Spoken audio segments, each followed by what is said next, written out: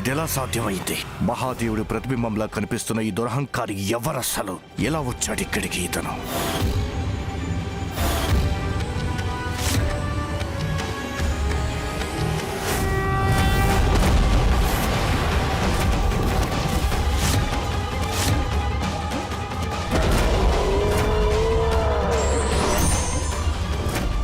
అయితే ఇతని రహస్యం ఇదన్నమాట. మహాదేవుడి క్రోధాగ్ని నుండి ఉత్పన్నమయ్యాడన్నమాట. భగవంతుడివవుతావా నువ్వు? భగవంతుడు కావటం బాలకుల క్రీడ కాదు జలంధర. నీ ఉద్దేశం ఏమిటసలు? ఒకవేళ నువ్వు దేవుడని ప్రకటించుకుంటే అందరూ నిన్ను భగవంతుడని ఒప్పుకుంటారనా? ఒప్పుకుంటారు, తప్పక ఒప్పుకుంటారు. ఎందుకు ఒప్పుకోరు? సర్వశ్రేష్ఠుణ్ణి నేను. నా అపారమైన శక్తితో ఎంతటి వారినైనా ఓడించగలను. చూడడానికి నేను మహాదేవుళ్లాగే ఉంటాను. నన్ను చూసి సాక్షాత్తు అసుర గురువైన శుక్రాచార్యుడే నమ్మారు, నా ముందు తల వంచారు. ఇక దేవతలైనా దానవులైనా నా అనుయూయులు కావడానికి ఎలాంటి అవరోధాలు ఉండవు.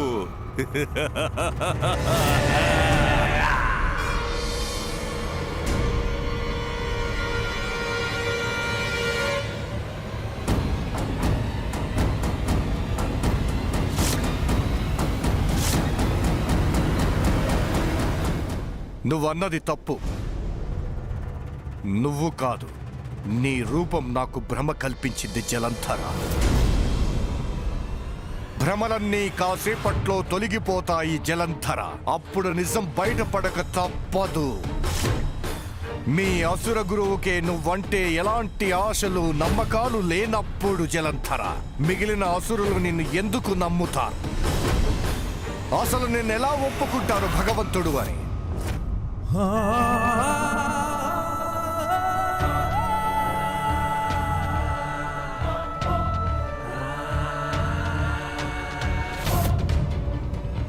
అయితే మీరే చెప్పండి గురువర్య, మీకు నాపై నమ్మకం కలిగించడానికి, నాపై ఆశలు పెంచుకునేలా చెయ్యడానికి నన్ను ఏం చెయ్యమంటారు?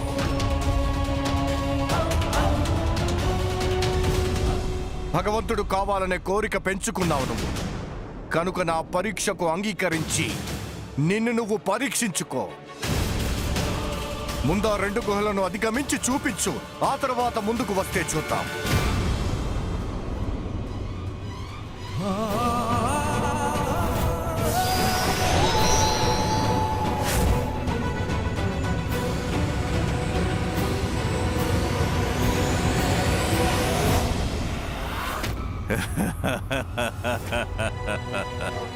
సర్వశ్రేష్ఠ జలంధరుణ్ణి నేను. ఇలాంటి పరీక్షలకు నేను భయపడను. భగవంతుడిని కావడానికి అర్హత నిరూపించుకున్నాకే తిరిగి వస్తాను. ప్రియమైన మహాబల, జాగ్రత్త వహించండి. నాకెందుకో భయం కలుగుతోంది. అక్కడ ఎన్ని ప్రమాదాలున్నాయో ఏమో. బృందా, భయపడడం పిరికివాళ్ల పని. నీవు నా భార్యవి. నీకీ బెదురు చూపులు పనికిరావు. అయినా నీవు జీవించి ఉండగా ఎంత పెద్ద ఆపదైనా నా దగ్గరికి కూడా రాలేదు. నీవిక్కడే ఎదురు చూస్తూ ఉండు. నేనిలా వెళ్ళి అలా వచ్చేస్తాను.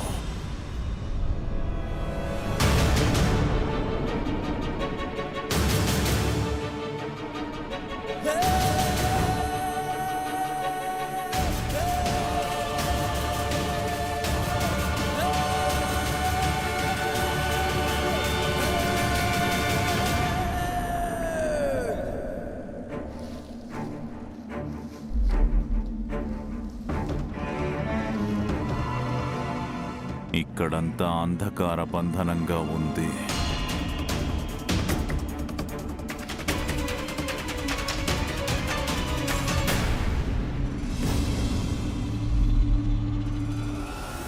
జలంధర, గర్వం దిగిపోతే సత్యం బయటపడుతుంది.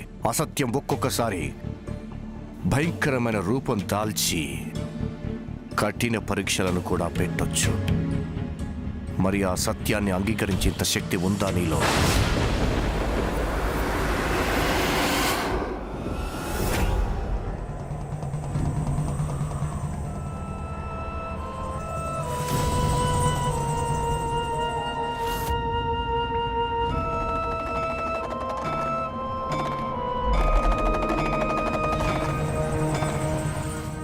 ఇక్కడి విచిత్రమైన పరీక్ష ఇదే.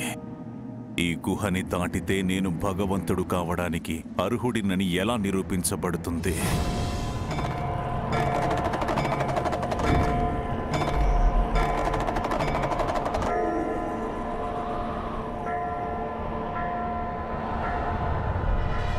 ఆ వెలుగు ఇక్కడి నుండి బయటకు వెళ్ళడానికి మార్గాన్ని చాలా స్పష్టంగా సూచిస్తూ ఉంది.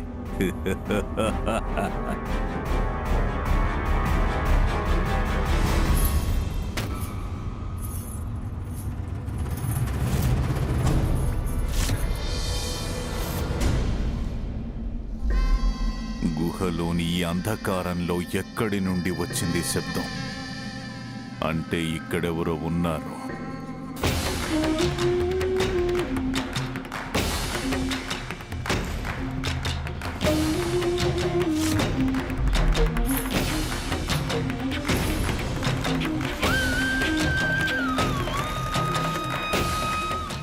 దగ్గరలోనే గాజుల గలగల.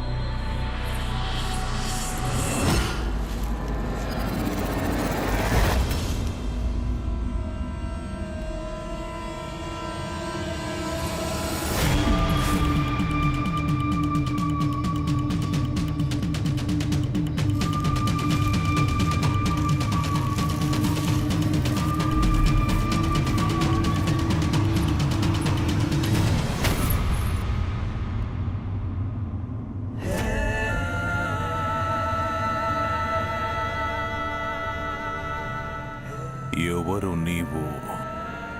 ఈ గుహలో ఒంటరిగా ఏం చేస్తున్నావు?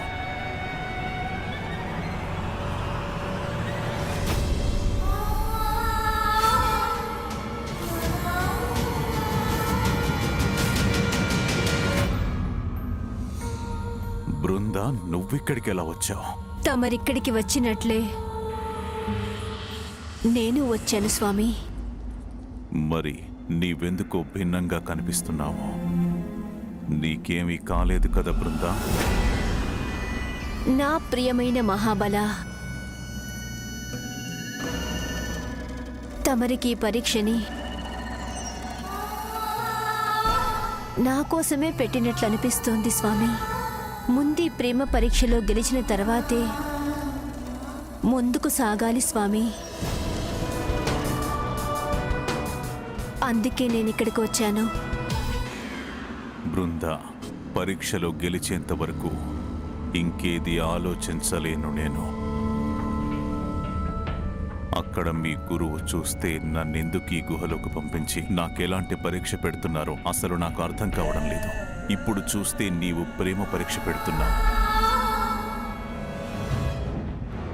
అయినా పర్వాలేదు, నేనిక్కడి నుండి బయటకు వెళ్లే మార్గం కనిపెట్టాను. పద. ఇక్కడి నుండి మీరు బయటపడడానికి చాలా తొందరపడుతున్నట్లున్నారు.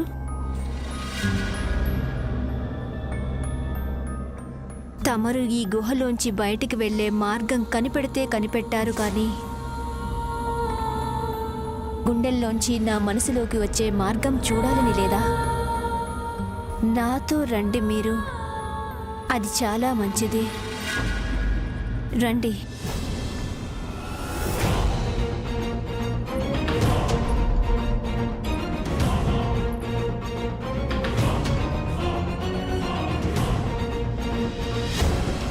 ఏం చూపించాలనుకుంటోంది నాకు?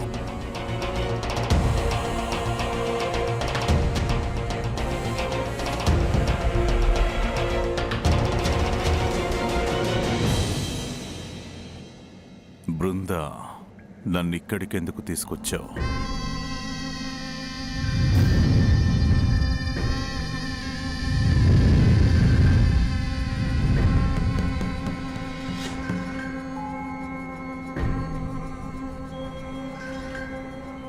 ఇదంతా చాలా విచిత్రంగా కనిపిస్తుంది. నిన్ను చూస్తుంటే ఆశ్చర్యచకితుడవుతున్నాను. అలాగే చకితులవ్వడం మాని బయటికెళ్దామంటారేంటి మహాబల? మీరు ఆలోచించండి ఈ విషయం గురించి.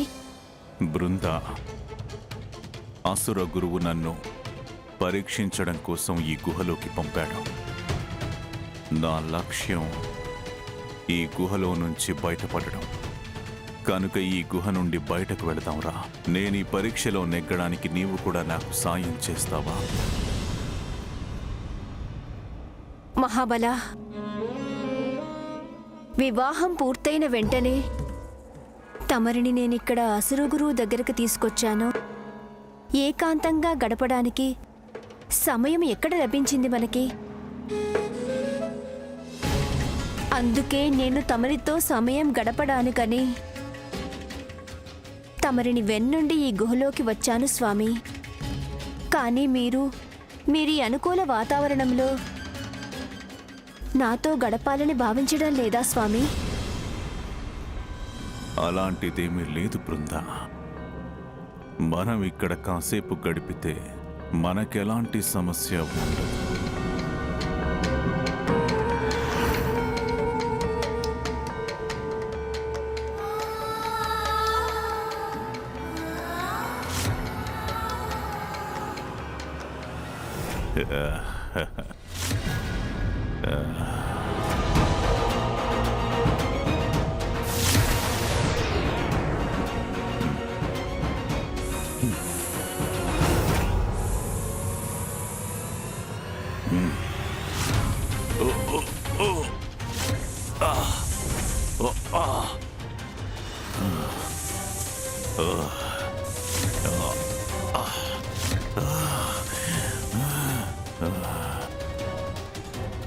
నేనే నీ బృందను. నిన్ను మింగడానికి ఇక్కడికి వచ్చాను.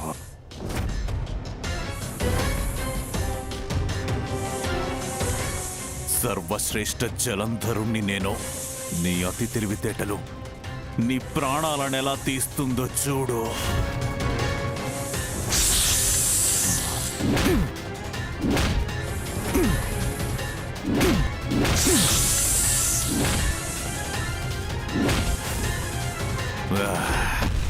ఇప్పుడు నీకే గతి పట్టిందో చూసుకో.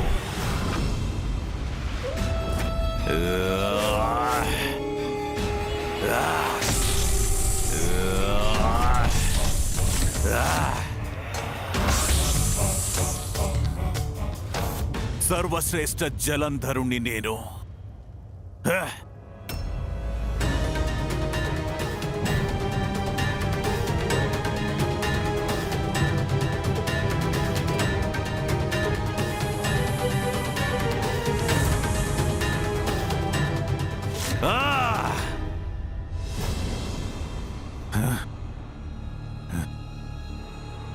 నేను ఈ గుహలో నుంచి బయటికెలా వచ్చాను?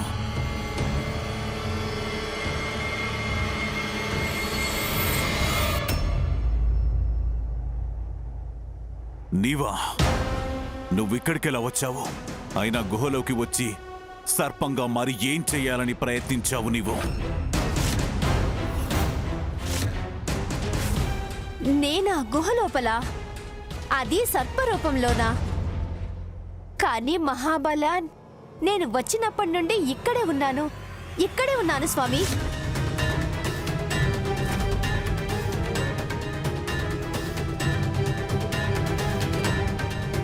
తను ఇక్కడే ఉంటే గుహలో కనిపించింది ఎవరు?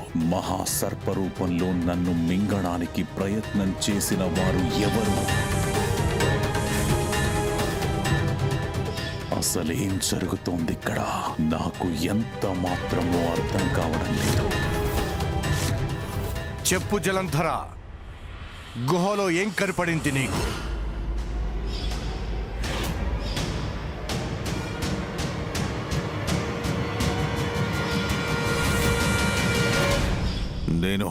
నేను చూసింది నీకు లోపల కనపడింది బయటకు వచ్చే మార్గమే కదా. తర్వాత కనపడింది ఒక సుందరి. ఆవిడని తీసుకుని నువ్వు ఇక్కడికి వచ్చావు.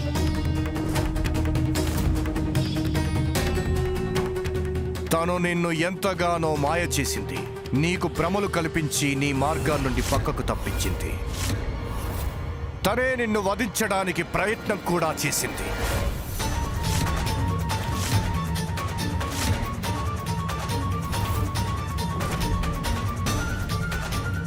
అసుర గురువు లోపలికి రాలేదు. మరక్కడేం జరిగిందో ఆయనకెలా తెలుసు?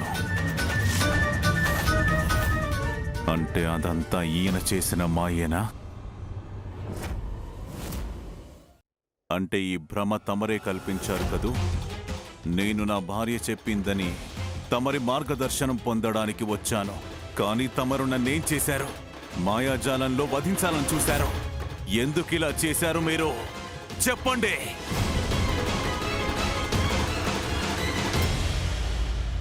అసుర గురువు శుక్రాచార్య, మేమిక్కడికి తమరి మార్గదర్శనం కోసం వచ్చాము. కానీ తమరు మాతో ఇంత మోసపూరితంగా వ్యవహరిస్తారనుకోలేదు. ఎందుకు గాను నేను మా ప్రియమైన మహాబలుడిని తమరిని అంతం చేయడానికి ప్రేరేపించాల్సి ఉంటుంది.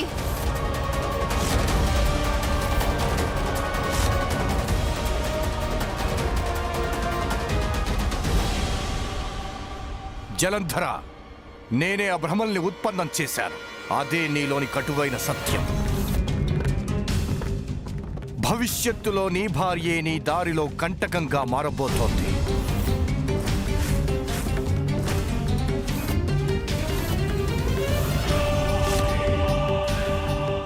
అయినా సరే అపరాజితుడవయ్యే అవకాశం మిగిలే ఉంది నీకు.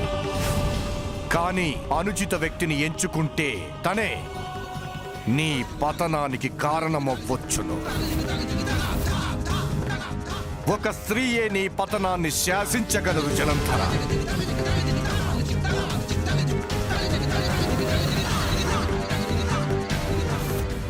నువ్వు గుహలో చూసి వచ్చావు కదా, ఆ స్త్రీ ఎవరు అని.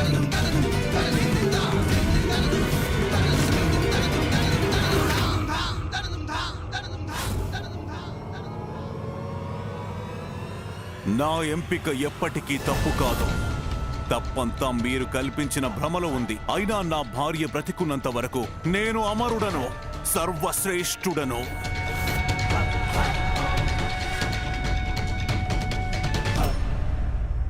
అసురుడు సర్వశ్రేష్ఠుడు.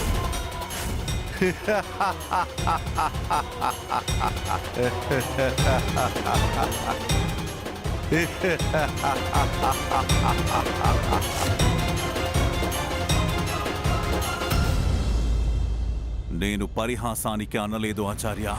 నా భార్య నా పతనానికి కారణమయ్యే ప్రసక్తే లేదు ఆచార్య. అలాగే తను జీవించి ఉన్నంత వరకు నాకు ఎవ్వరూ ఏ హాని చెయ్యలేరు. అయినా అసలు మీరేం గురువు? శిష్యుడికి తన భార్యను వదులుకోమని సలహా ఇస్తున్నాడు. నేనా పని ఎప్పటికీ చెయ్యలేను ఆచార్య.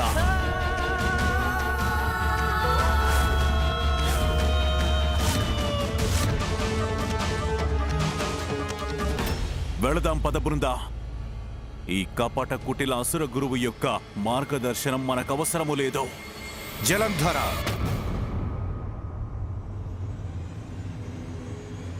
ఎన్నో కష్టాల కోర్చి ఇక్కడికి వచ్చావు నువ్వు. రెండో గుహలోకి కూడా వెళ్ళి చూసుకో.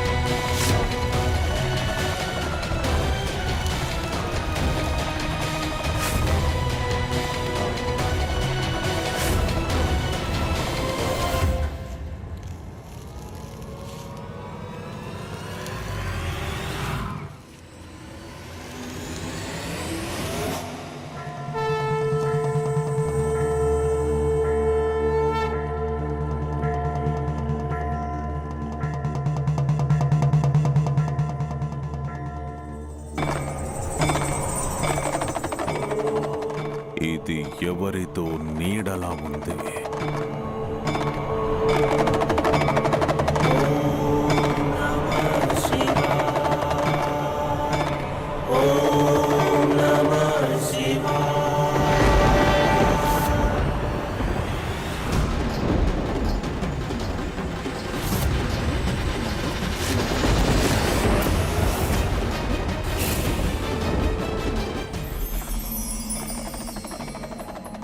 అసలు ఈ నీడ ఎవరిదై ఉంటుంది?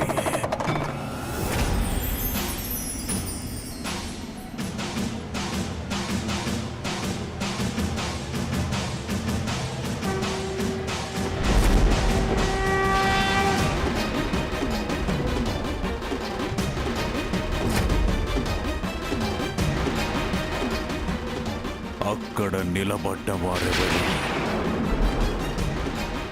ఇప్పుడు నా మార్గంలో ఏ కొత్త భ్రమలు కల్పించి పెట్టారో అసురగురు.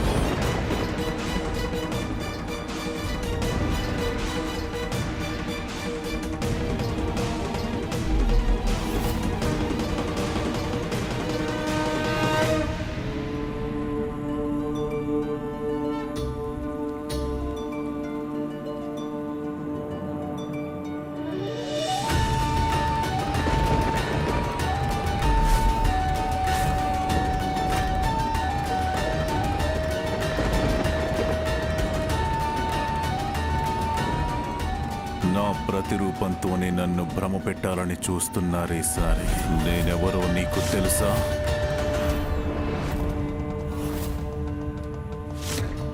సర్వశ్రేష్ఠ జలంధరుణ్ణి నేను. సకల లోకాల్లోనూ నాలాగా ఉండేది నేను మాత్రమే. నాలాంటి వాడు ఒక్కడు మాత్రమే ఉన్నాడు. నా అంతటి వాడివి కావాలని ప్రయత్నించే పగటి వేషగాళ్లా ఉన్నావు. పక్కకి తొలుగో. అర్థం కాలేదా? తప్పుకో నా దారికి అడ్డు.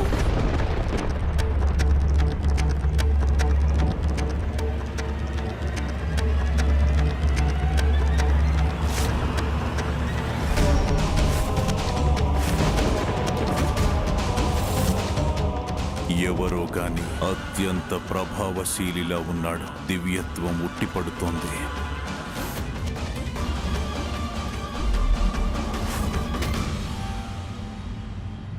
లేదు లేదు, ఇదంతా కేవలం నా భ్రమే. ఈసారి నేను ఎలాంటి భ్రమలకు లొంగను. ఆ దుష్ట అసుర గురువు నాకేదో పాఠం చెప్పడానికే పంపుంటాడు. ఎన్ని నా దారికి అడ్డు తప్పుకో. ఇది సత్యమే, భ్రమ కాదు. నీవెలా గుర్తించగలవు? నీ మాటల మాయాజాలాన్ని చూసి ఆనందించేంత సమయం లేదు. నా దారికి అడ్డు తప్పుకో. తొలగిపో.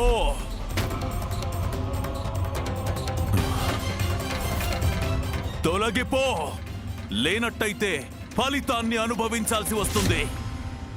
నాతో సమానంగా ఉండాలనుకునే వాళ్ళకి మెడ మీద తల ఉంచను నేను.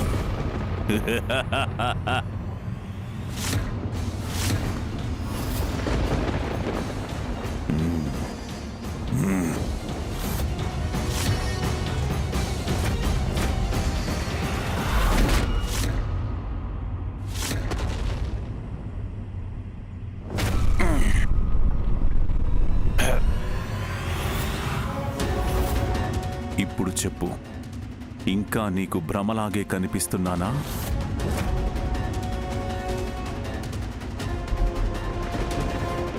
భ్రమో కాదో నాకెందుకు, నువ్వెవరో గాని నీ గర్వానికి ఫలితం అనుభవించక తప్పదు.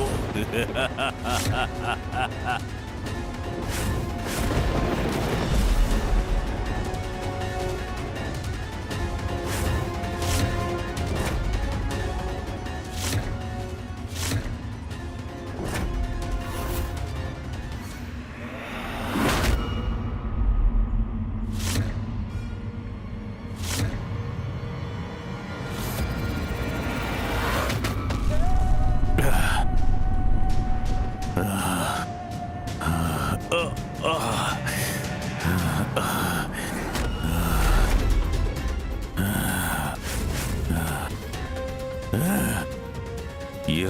దెబ్బ కొట్టాడో! సర్వశ్రేష్ఠ జలంధరుణ్ణి నేను, మహాబలుణ్ణి నేను, భగవంతుణ్ణి నేను. ఎవరైతే నన్ను ఎదిరిస్తారో వారిని అంతం చేసి చూపిస్తాను.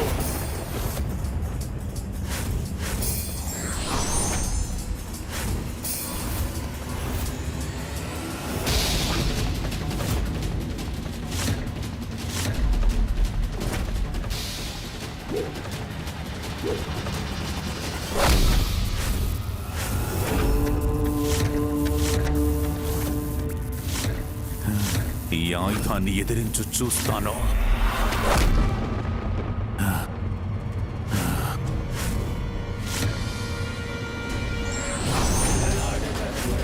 ఎందుకు ఇలా జరుగుతోంది? నన్నే నిరాయుధుణ్ణి చేస్తాడా?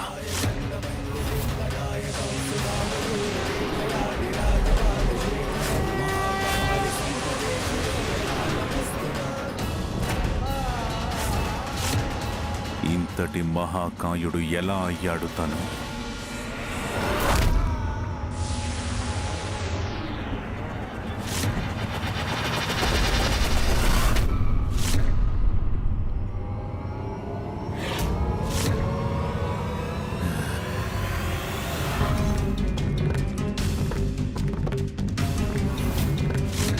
సర్వశ్రేష్ఠుణ్ణి నేను, సర్వసమర్థుణ్ణి నేను. అయినా తన శక్తిని ఎందుకు ఎదిరించలేకపోతున్నాను నేను?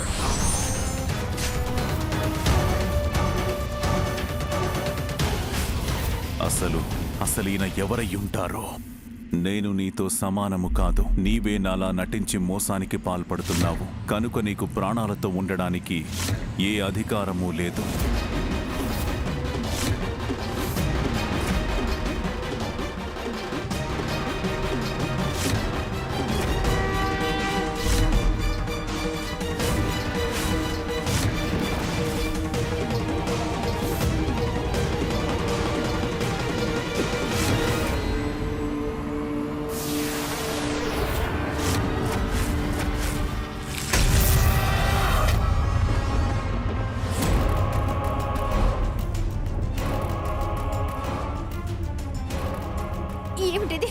ఏమిటిది స్వామి?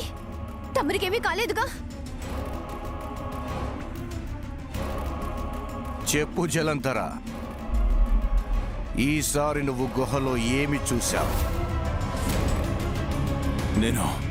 నేను చూశాను. నాతో సమానమైన ఒక వ్యక్తిని నేను గుహలో చూశాను. అయినా నా భార్య బతికున్నంత వరకు ఎవరైనా నన్నెవరూ వధించలేరు కదా.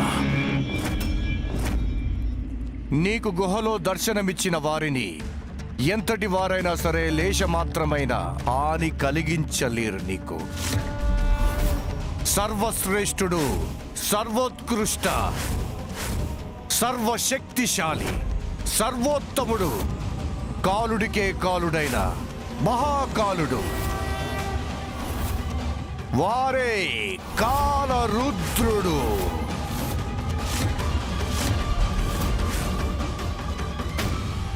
వారి తపస్సులో ఉన్నందుకే నిన్ను మేము అర్థం చేసుకోలేకపోయాము. మహాదేవుడు అంటే శివుడు.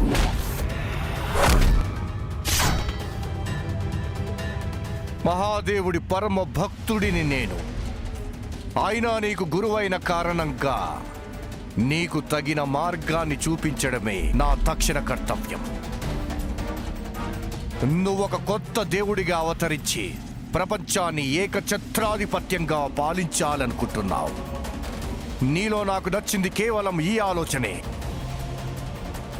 ఇది అసురుల గత ప్రయత్నాల కంటే సర్వశ్రేష్టమైనది. అందుకే నేను నీకు గురువైన కారణంగా నీకు అత్యంత ప్రధానమైన సత్యాలను నీకు చెప్పడం జరిగింది జలంధర. ఆ స్త్రీయే చివరికి నీ పతనానికి కారణమవుతుంది. అది నేను నీకు చెప్పిన తొలి సత్యం. దానిని నువ్వు పెడచెవిన పెట్టావు. తమరెన్ని చెప్పినా సరే నా భర్త నా చేతిని వదిలే ప్రసక్తే లేదు. ఇక రెండవ సత్యాన్ని ఎంత మాత్రమూ మర్చిపోవద్దు జలంధర. కొత్త భగవంతుడిగా అవతరించిన తరువాత నువ్వు ఎట్టి పరిస్థితుల్లోనూ మహాదేవుని దగ్గరికి, కైలాసం దగ్గరికి వెళ్ళకూడదు. వెళితే నీ మృత్యువే వచ్చి నిన్ను కబలిస్తుంది. మరిచిపోవద్దు. మహాదేవుడి ముందుకు వెళితే వారి చేతిలో నువ్వు అంతమైపోతావు. నాకు తెలుసు నువ్వు నీ భార్యని పరిత్యజించే ప్రసక్తే లేదని. అందుకే నువ్వు నాకు వాగ్దానం చెయ్యి. నా రెండవ హెచ్చరికను ఎల్లప్పుడూ గుర్తు పెట్టుకుంటానని నాకు వాగ్దానం చెయ్యి జలంధర.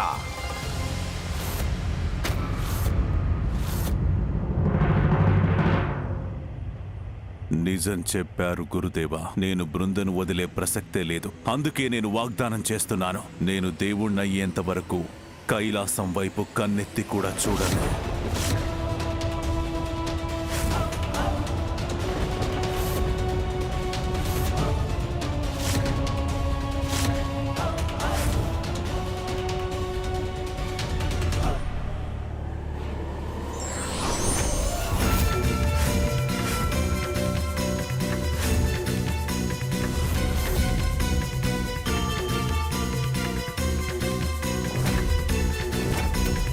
తీసుకో జలంధర. ఈ దివ్య త్రిశూలాన్ని ధారణ చెయ్యి.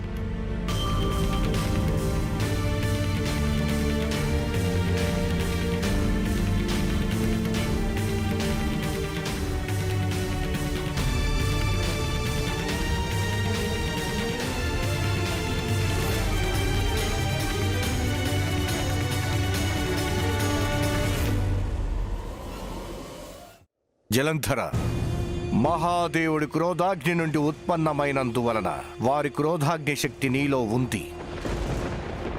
ఇక ఇప్పుడు ఈ త్రిశూలంతో నీకు అన్ని మాయావి శక్తులు, అష్టసిద్ధులను నీకు ప్రసాదిస్తున్నాను. నిన్ను శక్తి సంపన్నుడిగా చేస్తున్నాను. జలంధర, నీ రెండు చేతులను కూడా నా ముందుకు చాపు.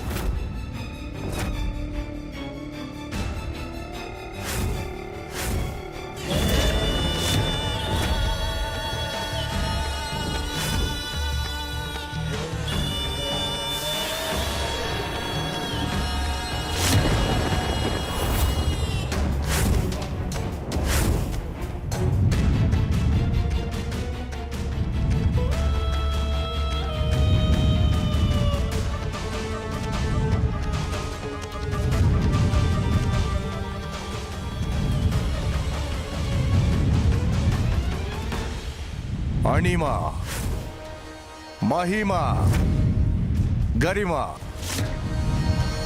లఘిమ, ప్రాప్తి, ప్రాకర్మ, ఇషిత, వశితలను నీకు ప్రదానం చేస్తున్నాను.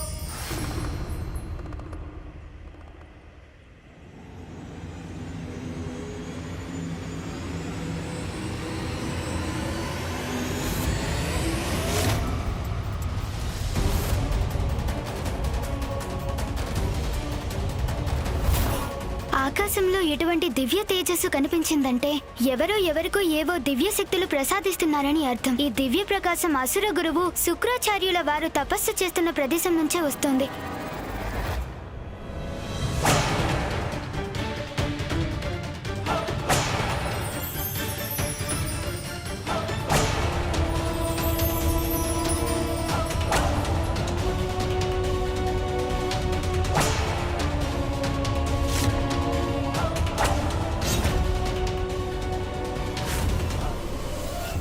అంటే వారెవరికైనా విశేషమైన శక్తులు ప్రసాదిస్తున్నారా?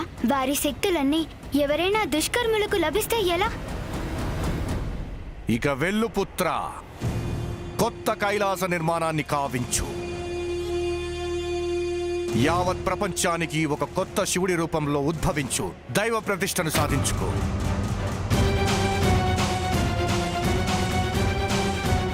అత్యుత్తమము గురుదేవ శుక్రాచార్య. ఈ నవీన శక్తులతో సర్వోత్తముడిగా రూపొందుతాను నేను. వెళ్ళు జలంధర. వెళ్ళే ముందొక్కడి గుర్తుపెట్టుకో, కైలాసానికి ఎల్లప్పుడూ దూరంగా ఉండాలి. ఆ దూరమే నిన్ను నీ అంతం నుండి దూరంగా ఉంచుతుంది.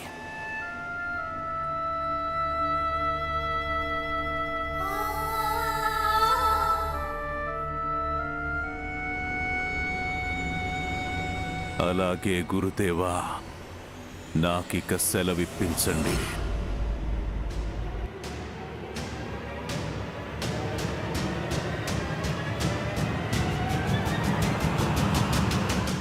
వెళ్ళు జలంధర, లోకంలో అసుర సామ్రాజ్యాన్ని స్థాపించు.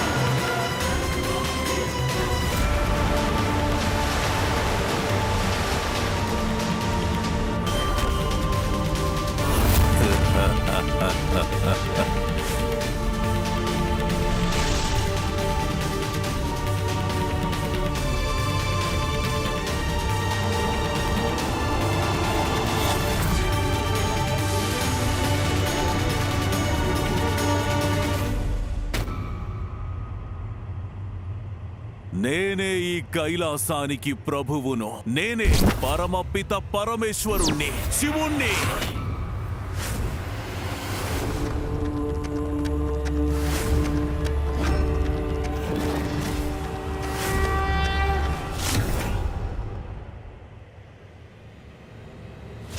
ఇంకో కైలాసమా?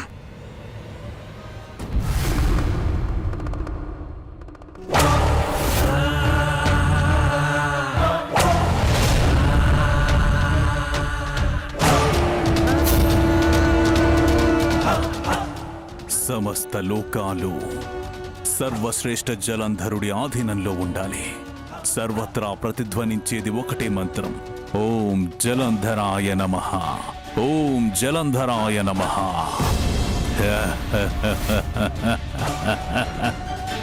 సర్వే సర్వత్ర సర్వశ్రేష్ఠుడి ఆధిపత్యమే నడుస్తుంది.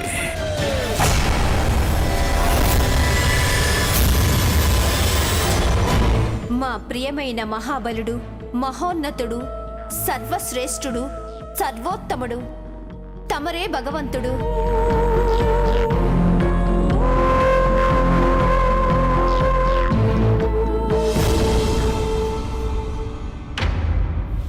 సృష్టి ఆరంభం నుండి సమస్త లోకాల్లోనూ కైలాసం ఒకటే ఉంటుంది కూడా. కానీ ఇదేమిటి? మరొక కైలాసాన్ని ఉత్పన్నం చేసేంతటి దురాఘాతానికి పాల్పడింది ఎవరు? ఎవరికో అంత్యకాలం దాపరించినట్లుగా ఉంది. అంత్యకాలం కాదన్నయ్య, ఇది ఆరంభం. ఈ ఆపద గురించే పెద్దమామ బ్రహ్మదేవుడు అగస్త్య మహాముని హెచ్చరించారు.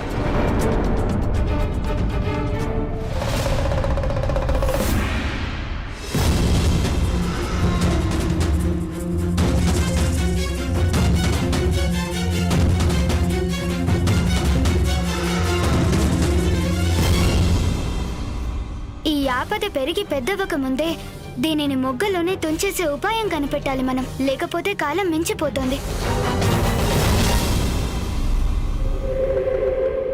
అభినందనలు ప్రియమైన మహాబలి. బృందా, మీరెప్పుడూ సర్వశ్రేష్ఠులే. కానీ తమరు తమ సంకల్ప శక్తితో చేసింది మాత్రం ఇంతవరకు ఎవరూ సాధించలేనిది. మిమ్మల్ని మీరు సర్వోత్తములుగా నిరూపించి చూపించారు. దేవాది దేవుడు మహాదేవుడు పదవిలో ప్రతిష్ఠితులయ్యారు మీరు. కనుక నేనే మహాశక్తి. సరికొత్త దేవుడు ఈ జలంధరుడు. యావత్ ప్రపంచము ఒకే మంత్రం పఠిస్తుంది. ఓం జలంధరాయ నమః, ఓం జలంధరాయ నమః. అవును ప్రభు, అదే తారక మంత్రం. అవును బృందా, ఇక నుండి ఆరంభమయ్యేది కొత్త ఈశ్వరుడి కాల నిర్ణయం.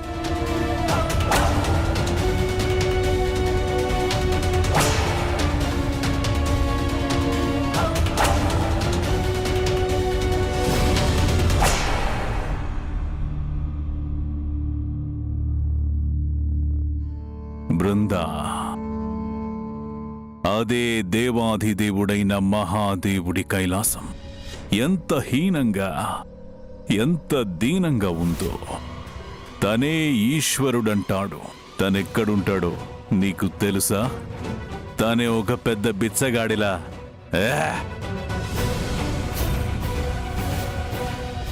శివుడి ఆసనం చూడు, బండ. కాని నేను సర్వశ్రేష్ఠ జలంధరుణ్ణి. ఇలాంటి బండరాళ్ల మీద ఆసీనుడిని కాలేను. సర్వశ్రేష్ఠ సింహాసనమై ఉంటుంది నా ఆసనం. దానినిప్పుడే నా శక్తితో ప్రత్యక్షం చేస్తాను చూడు.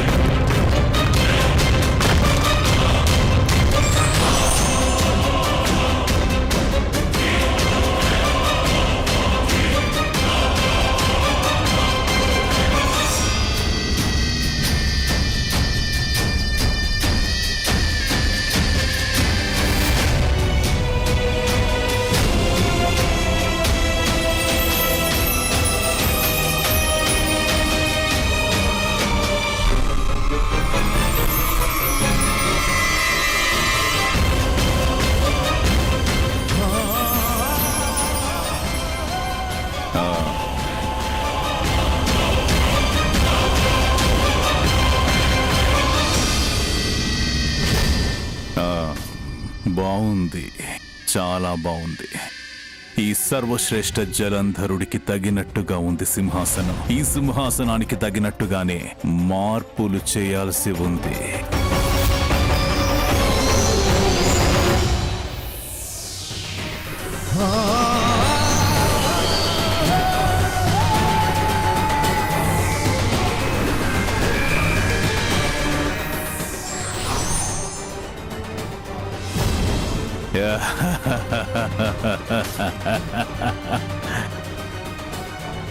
ఇప్పుడెలా ఉంది? ఏం బృందా?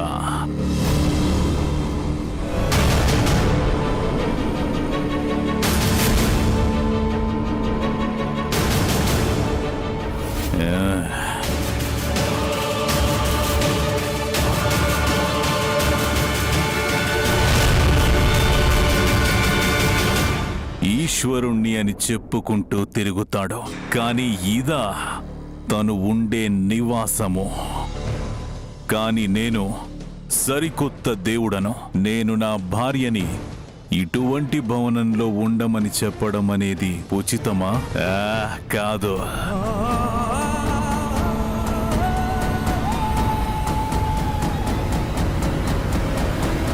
ఎంత మాత్రమూ బాగుండదు. సరికొత్త ఈశ్వరుడైనటువంటి జలంధరుడి భార్యను నేను, మహాశక్తిని. అలాంటి నేను ఇలాంటి గబ్బిలాల గూటిలో నివసిస్తే జలంధరుడి పరువేం కావాలి? నేనిందులో ఉండే సమస్యే లేదు. నా భార్యవనిపించావు బృందాదేవి. నీ మాట ముమ్మాటికి నిజం. సర్వశ్రేష్ఠ జలంధర భగవానుడు భవ్యము దివ్యము అయిన భవనాన్ని నిర్మిస్తాడు నీకోసం. ఆ శివుడి భార్యకే చెల్లుతుంది ఇలాంటి మట్టి భవనంలో ఉండడం. కాని భగవానుడు జలంధరుడి భార్య ఎటువంటి భవనంలో నివసించాలంటే అది ప్రపంచంలో ఎవ్వరికీ ఉండకూడదు.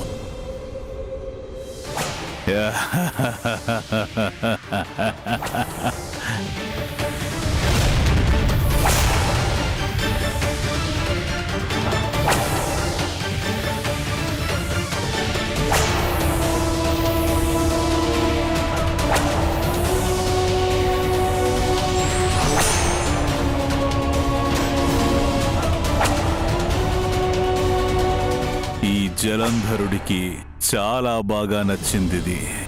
ఈ లోకానికి సరికొత్త ఈశ్వరుడి నవీన భవంతి ఇది.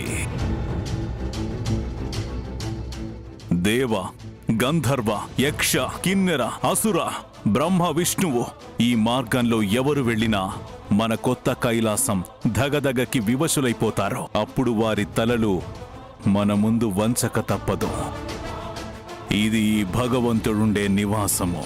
భక్తులు ఇక్కడికే రావాలి. నా కైలాసం యొక్క ధగధగ మెరుపులకు అందరికీ గుర్తుకు రావాల్సినది ఇది ఈ భగవానుడు జలంధరుడు నివాసం అని. కేవలం ఇది మాత్రమే దేవుడి మందిరము.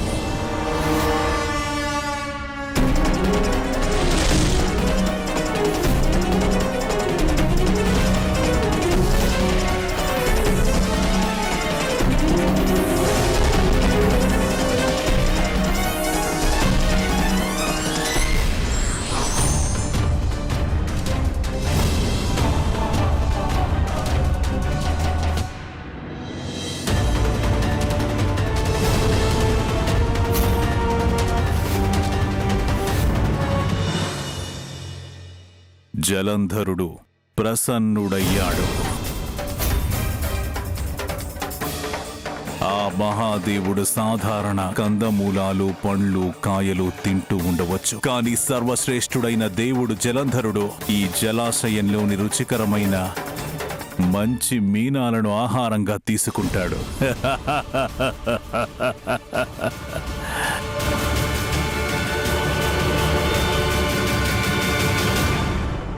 చెప్పు ప్రియా, అన్నీ బాగున్నట్టే కదా? ఎందుకు బాగుండదు స్వామి? అన్నీ శ్రేష్టమైనవే కదా. తమరు శివుడు కంటే ఎక్కువ శక్తివంతులు.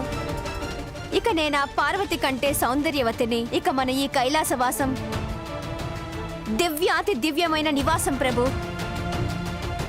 అద్భుతంగా ప్రతిష్ఠించబడింది సరికొత్త కైలాసం. సర్వశ్రేష్ఠ జలంధర, వేం చేయండి ప్రభు. తమరి ఆసనాన్ని అలంకరించండి. అలాగే బృందా, ఇక సింహాసనాన్ని అధిష్ఠించక తప్పదు.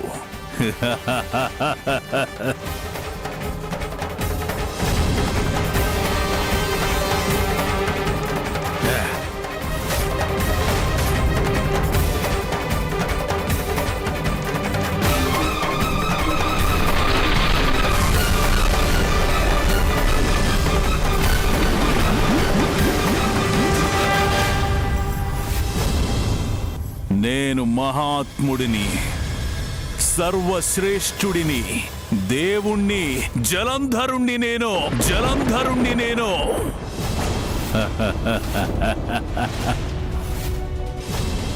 జలంధర భగవానుడికి జయహో. జలంధర భగవానుడికి జయహో.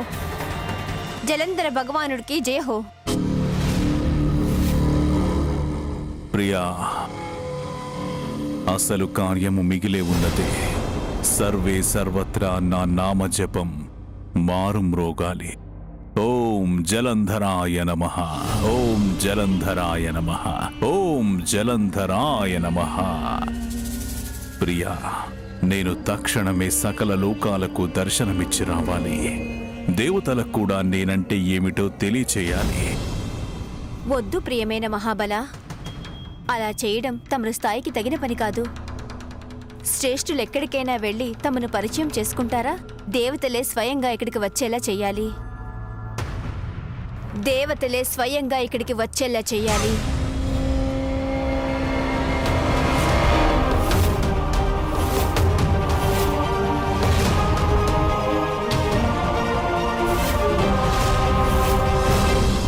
నీవు సత్యము చెప్పావు దేవి. కాని వారంతా అలవాటు ప్రకారం పాత శివుడి దగ్గరికి వెళితే వారికెలా తెలుస్తుంది నేనెవరనేది? ఎవరు వెళ్ళి చెబుతారు? తెలుస్తుంది ప్రభు, తప్పక తెలుస్తుంది. నా మాట నమ్మండి. ఈ పాటికే వారు ఈ సరికొత్త దేవుడి గురించి కుతూహలంతో ఉండి ఉంటారు. వారి కుతూహలమే ఈ సరికొత్త శివుడు, సరికొత్త దేవుడు, సరికొత్త భగవంతుడి దగ్గరికి తీసుకువస్తుంది.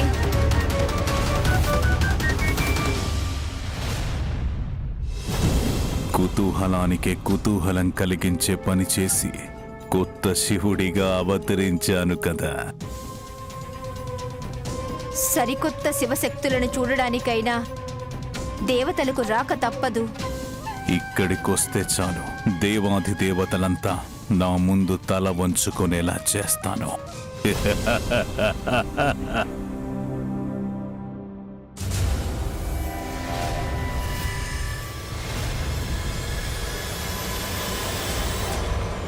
సరికొత్త కైలాసం కూడా మన కైలాసంలాగే ఉంది. కానీ దాని లోపల నుండి వెలువడే మెరుపులు ఆశ్చర్యచకితులను చేస్తున్నాయి.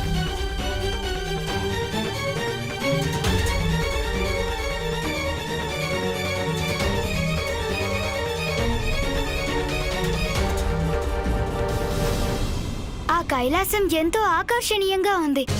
అంత భవ్యమైన నిర్మాణం చేసిన వారు ఎవరై ఉంటారు? ఈ కైలాసం ఎవరి గర్భాతిశయానికో నిదర్శనం. ఎంత ధైర్యం లేకపోతే కైలాసం పక్కనే మరో కైలాసాన్ని నిర్మించేంత సాహసం చేస్తారు?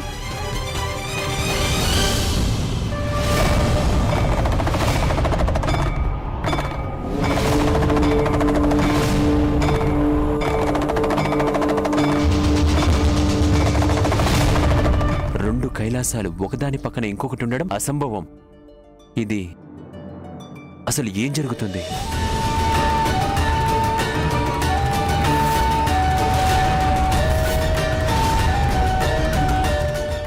దేవేంద్ర, ఇలా కొత్త కైలాసం సృష్టించడం సరికాదు.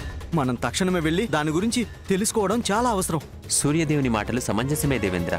నాకెందుకు అరిష్టం జరుగుతుందనిపిస్తుంది. అవును దేవేంద్ర, మనం తక్షణమే అక్కడికి వెళ్ళడం మంచిది. ఇది సరిగ్గా వాస్తవ కైలాసంలాగే ఉంది. చాలా విచిత్రంగా ఉంది. ముందు ఈ కొత్త కైలాస నిర్మాణం వెనుక ఉన్న రహస్యం ఏమిటో నేను తప్పక కనిపెట్టాలి. నేను ఇప్పుడే వెళ్ళి లోపల చూసేసి వస్తాను. అసలు ఇదేంటి, దీన్ని ఎవరు నిర్మించారు అని. ఆగండి దేవేంద్ర, దాని గురించి మనకి ఏమీ తెలీదు. మీరు లోపలికి ప్రవేశించకండి. తమకేదైనా ఆపద సంభవిస్తే ఎలా?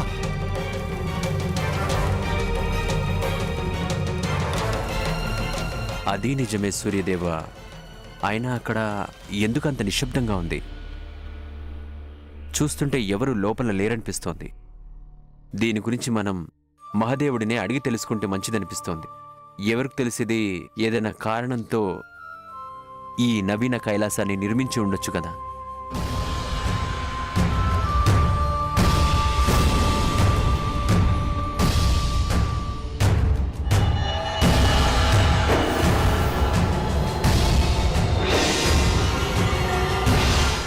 హఠాత్తుగా ఈ డంకానాదం ఏంటి?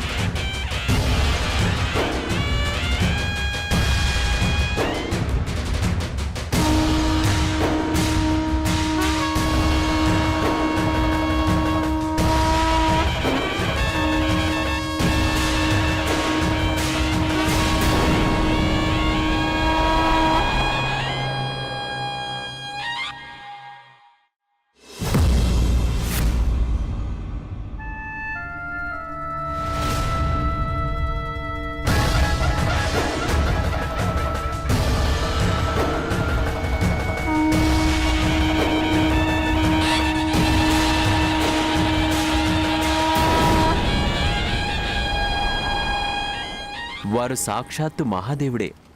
అవును ఇంద్రదేవా, మనం వారి దగ్గరికి వెళ్ళాలి ఇంద్రదేవా.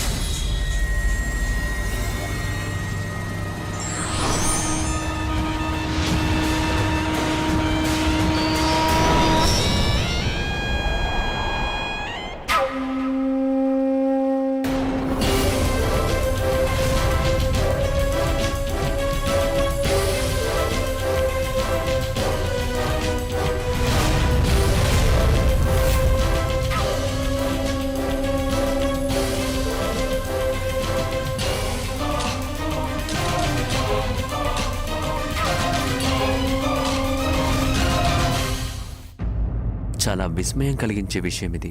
చూస్తుంటే ఈయన సాక్షాత్తు మహాదేవుడిలాగే ఉన్నాడు. కానీ తను వారితో ఉన్నదెవరు? అసలు పార్వతీమాత కాదు కదా? అయినా మహాదేవుడు ఇంతటి ఆర్భాటం ఆడంబరాలతో ఉండటమా? లేదు లేదు, అది అసంభవం. చూడండి ఇంద్రదేవా, ఇక్కడేదో సరిగా లేదనిపిస్తుంది. అవును దేవేంద్ర, మహాదేవుడు నిరాడంబరానికి మారుపేరు. మృతజీవుల చర్మమే వారికి వస్త్రాలు, భస్మధారణే వారి అలంకారం. మెడలో మాలలకు బదులుగా కేవలం పాములనే ధరిస్తారు. సకల సంపదలను పొందగలరు. కానీ ఆయన వైరాగ్యంతోనే ఒక తపస్విలా జీవిస్తారు. వారలాంటి ఆభరణాలు ధరించి ఆడంబరంగా ఉండటం అనేది అసంభవమైన విషయం. ఇంత ఆడంబరం మా అలకాపురిలో కూడా లేదు. సూర్యదేవుడి మాటలు అక్షర సత్యాలు. కైలాసంలో జరిగినదంతా ఇక్కడే జరుగుతోంది.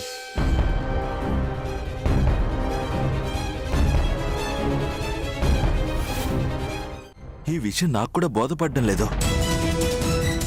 మహాదేవుడు ఒక కొత్త కైలాసాన్ని ఎందుకు నిర్మించాల్సి వచ్చింది? అవును, అలాగే మన కుబేరుడి మాటలు కూడా ఆలోచించదగినవే. మహాదేవుడు సామాన్యతకి వ్యతిరేకంగా ఉన్నాయి ఈ ఆడంబరాలు. అంటే ఇది మహాదేవుడి కైలాసం కానే కాదు. మనం వెంటనే తిరిగి వెళ్ళడం మంచి పని. దేవతలారా, మీ భగవంతుడి దర్శనం చేసుకోకుండానే వెనక్కి వెళ్ళడమేనా మీకు తెలిసిన మర్యాద? ఇది ఎంత మాత్రం మహాదేవుడు గొంతు కానే కాదు. ఎవరి డాంబికుడు ఎంత ధైర్యానికి ఒడిగట్టాడో ఏంటి? వివరించడం మంచిది. తను మహాదేవుడు కాకపోతే ఇంకెవరు? సరిగ్గా వారిలాగే కనిపిస్తున్నారెందుకు?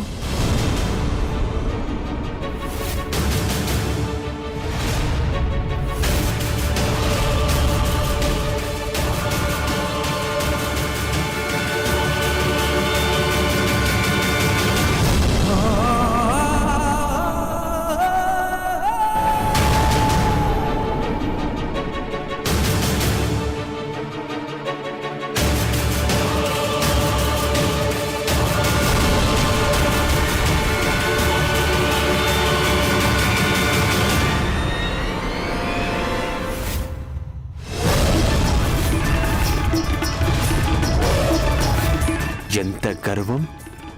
ఎవరు తను? ఏకంగా భగవంతుడని చెప్పుకునేంత ధైర్యం ఎలా వచ్చింది? అయినా అడగకుండా ఆశీర్వాదాలు ఎందుకు ఇస్తున్నాడు?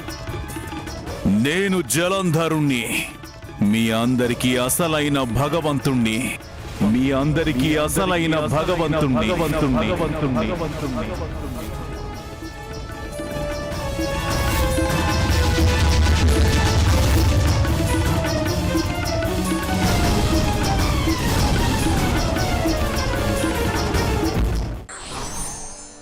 అసత్యం ఆవరించిన కొంత సమయం భ్రమలు కల్పించగలదు. అవి తొలగితే సత్యం మళ్లీ ప్రకాశించక తప్పదు.